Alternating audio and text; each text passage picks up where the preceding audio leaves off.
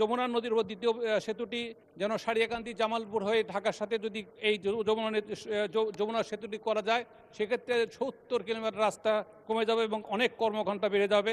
এ দেশের অর্থনীতিতে বিরাট ভূমিকা রাখতে পারবে। আর চরাঞ্চলের মানুষ আজকে বেশিরভাগে তাদের বৈষম্যের শিকার। সেখানে কোনো উন্নয়ন নাই, সেখানে স্কুল নাই, কলেজ নাই, সেখানে রাস্তাঘাট নাই। সেখানে আমি প্রতিশ্রুতি দিয়েছি তাদের এই কাজগুলো করার জন্য, পাশাপাশি নিরাপত্তার জন্য একটি পুলিশি তদন্ত কেন্দ্র স্থাপনের জন্য তাদেরকে প্রতিশ্রুতি দিয়েছি এবং একটি হিমাগার প্রতিষ্ঠার প্রতিশ্রুতি দিয়েছি। মাননীয় স্পিকার, বগুড়া 18 বছরে বৈষম্যের শিকার। আপনি একটু সময় বাড়িয়ে দেবেন, একটু কথা বলতে হবে। মাননীয় স্পিকার, আপনাকে প্রথমেই ধন্যবাদ জানাই বগুড়াবাসীর পক্ষ থেকে। আজকের আমার বক্তব্যের শুরুতে আমি শ্রদ্ধাভরে স্মরণ করতে চাই শহীদ রাষ্ট্রপতি জিয়াউর রহমান, যিনি স্বাধীনতার ঘোষণা দিয়েছিলেন।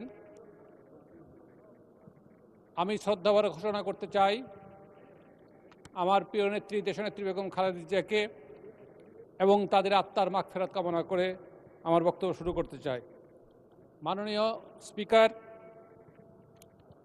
আমি ধন্যবাদ জানাতে চাই আমার এলাকার মানুষকে, যারা সকল ধর্মের এবং সকল স্তরের মানুষ, বিশেষ করে আমাদের এলাকার হিন্দু ভাই বোনদের আমি ধন্যবাদ জানাই। তারা আমাকে সবাই সম্মিলিতভাবে ভোট দিয়েছেন। আর মুসলমান ভাইদের জন্য আমার অনেক কৃতজ্ঞতা।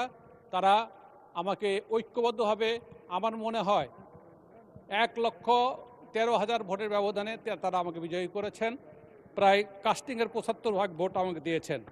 মাননীয় স্পিকার, আমি বিশেষভাবে কৃতজ্ঞতা প্রকাশ করতে চাই মাননীয় প্রধানমন্ত্রী জননেতা তারেক রহমান সাহেবকে, যিনি যার দূরদর্শী নেতৃত্ব এবং জনকল্যাণমুখী পরিকল্পনা আমাদের সামনে নতুন সম্ভাবনার দ্বার উন্মোচন করেছে।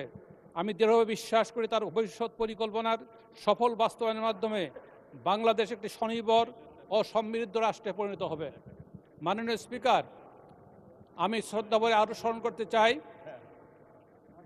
স্বাধীনতা ৭১-এর স্বাধীনতা যুদ্ধে ৩০ লক্ষ শহীদ যারা আত্মহুতি দিয়েছেন এই বাংলাদেশের জন্য, তাদের প্রতি শ্রদ্ধা, এবং ২ লক্ষ মা বোন যারা ইজ্জত দিয়েছেন তাদের প্রতি শ্রদ্ধা জানিয়ে বক্তব্য শুরু করছি।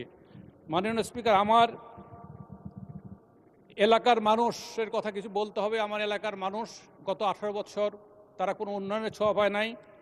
ওই এলাকায় আমাদের 2001 থেকে 2006 পর্যন্ত আমরা যে কাজগুলো করেছিলাম সেই কাজগুলোই মূলত তাদের উন্নয়ন হয়েছে। তারপরে এই 18 বছরে কোনো উন্নয়ন হয়নি, শুধু একটি মাত্র কারণ শহীদ রাষ্ট্রপতি জিয়াউর রহমান, আমাদের প্রিয় নেত্রী দেশনেত্রী বেগম খালেদা জিয়া এবং আমাদের নেতা তারেক রহমান এই বগুড়ার সন্তান।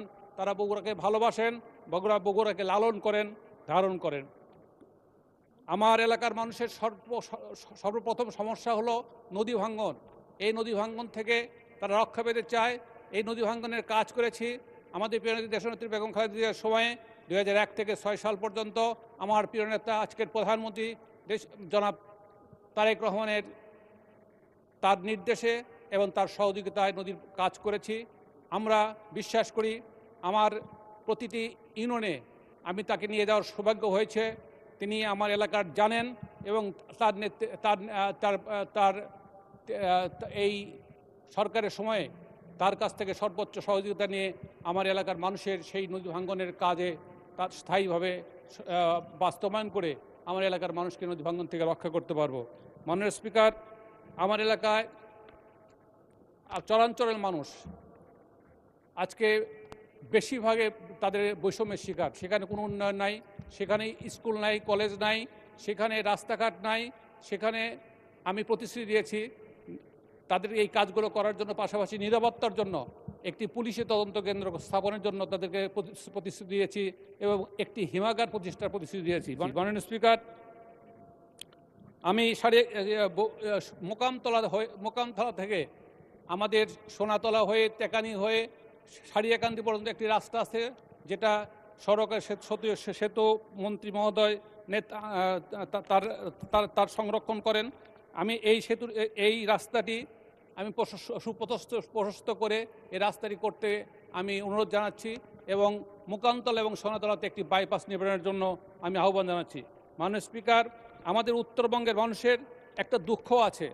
আমরা প্রায়ই একটা যমুনা নদী, আমাদের যমুনা নদীর উপর একটি ব্রিজ হয়েছে, এই গোটা উত্তরবঙ্গর মানুষের যাতায়াত করে। সেইখানে এই যাতায়াতের সময় একটা জিনিস আমরা লক্ষ্য করি, বিভিন্ন বিশেষ করে ঈদের সময় ওই কোনো একটা দুর্ঘটনার কারণে দেখা যায় যে লক্ষ লক্ষ মানুষ তারা গাড়িতে আটকে গেছে। আমরা যদি আমি আহ্বান জানাবো বা মহান সংসদ উপস্থাপন করব, আরেকটি যদি দ্বিতীয় যমুনা সেতু যদি তৈরি করতে হয়। ধন্যবাদ মাননীয় সদস্য, আপনার সময় 1 মিনিট বৃদ্ধি করা হলো। সেক্ষেত্রে যদি যমুনা নদীর উপর দ্বিতীয় সেতুটি যেন সারিয়াকান্দি জামালপুর হয়ে ঢাকার সাথে যদি এই যমুনা সেতুটি করা যায়, সেক্ষেত্রে 70 কিলোমিটার রাস্তা কমে যাবে এবং অনেক কর্মঘণ্টা বেড়ে যাবে। এই দেশের অর্থনীতিতে বিরাট ভূমিকা রাখতে পারবে। মাননীয় স্পিকার, আমার এলাকার মাদক, সন্ত্রাস এবং চাঁদাবাজির ক্ষেত্রে জিরো টলারেন্সের জন্য মানুষের কাছে কথা দিয়েছি। তারা আমার কথা মতো কাজ করেছে, যথেষ্ট ভোট দিয়েছে। আমি বিশ্বাস করি ওই এলাকার অবৈধ বালু উত্তোলন এবং পরিবহন আমি জিরো টলারেন্স নিয়েছি এবং সেখানে বালু উত্তোলন এবং পরিবহন বন্ধ করা সম্ভব হয়েছে। আমি এই জন্য সেখানকার প্রশাসন এবং আইন শৃঙ্খলা বাহিনীকে ধন্যবাদ জানাতে চাই। আমি সর্বশেষে বলতে চাই, এই সংসদ বহু শহীদের রক্তের মধ্য দিয়ে এই সংসদ স্থাপিত হয়েছে। আমি সকল সদস্যের প্রতি আহ্বান জানাবো, আমরা অসংখ্য ধন্যবাদ।